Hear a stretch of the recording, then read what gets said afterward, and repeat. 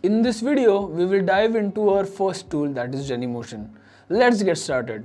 Genymotion is an easy to use, lightweight and robust multi-platform Android emulator. Genymotion emulator is not a typical emulator, but a specialized emulator designed for optimal efficiency and effectiveness when running and testing applications. It uses OpenGL functionalities which make it a responsibly fast emulator. Genymotion emulator benefits developers, gamers, and even application testers. Genymotion installation practical. Now we will all discuss about installing Genymotion on a Windows machine, so look at the steps very carefully. Open a browser of your choice, type Genymotion into the search bar, then hit enter and navigate to the official Genymotion download site.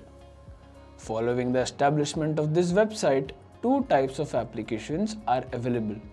One without VirtualBox and the other with VirtualBox.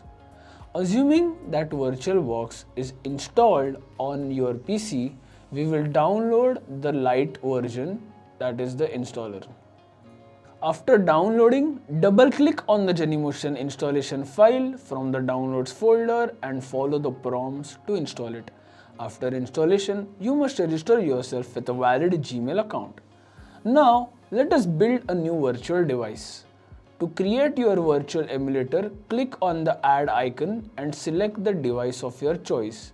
We will be using Xiaomi Redmi Note 7. Now click on next and change the device's name and Android version to your liking. We will be choosing Android version 10 here. Click on next. We will use a 2 processor with 3072 memory and click next. Next, pick bridge from the list of network options and finally click install. The emulation hardware is now ready to launch.